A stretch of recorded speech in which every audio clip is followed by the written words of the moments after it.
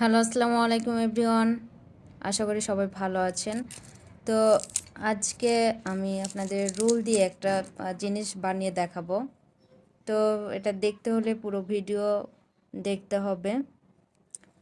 তো আমি উপরে যে প্লাস্টিকটা দেওয়া থাকে সেটা আমি খুলে নিয়েছি।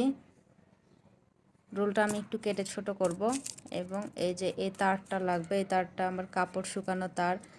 আমি কেটে এতটুকু কেটেছি, যদি এতটুকু লাগবে না, আমার অর্ধেক লাগবে। তো আমি এই যে প্লাসের সাহায্যে এটা অর্ধেক করে নিব। তো দেখতে থাকুন আমি রোল দিয়ে কী বানাবো।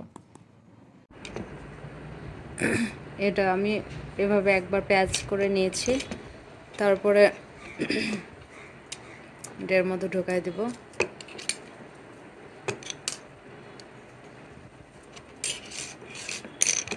তো আমি এটা এখান থেকে কেটে নেব। কেটে নেওয়ার পরে রুলের মধ্যে ঢোকাবো, পেন্সিলের মধ্যে।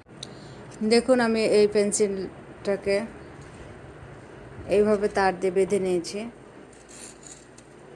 এখন এটার কাজ করব। তো দেখতে থাকুন পুরো ভিডিও। অনেকে হয়তো বুঝতে পারছেন না যে এটাতে কি হবে। তো কাদামাটির কাজ করব আমি এটা দিয়ে। তো দেখতে থাকুন পুরো ভিডিওটা লাস্ট পর্যন্ত কি করি কাদামাটি দিয়ে।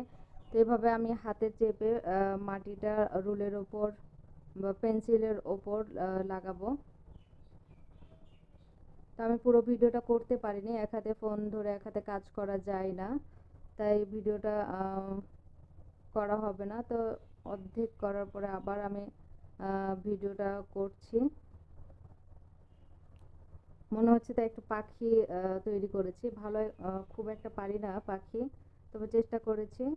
আমার এক্সাম আছে চারুকলার, তো পাখিটা ওখানে লাগবে, তাই বানিয়েছি। তো কেমন হয়েছে পাখিটা বানানো? এখনো কমপ্লিট হয়নি, শেষের দিকে দেখাবো কমপ্লিটটা। তো দেখুন এখন হয়ে গেছে কমপ্লিট। আমি অফ ক্যামেরায় করে নিয়েছি। কেমন হয়েছে জানাবেন।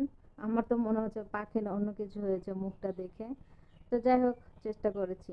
আর পাখিটা 5-7 দিন লাগবে শুকাতে। তো ঈদের পরে এসে আমি রং করব, তো পরের ভিডিওতে আমি দেখাবো।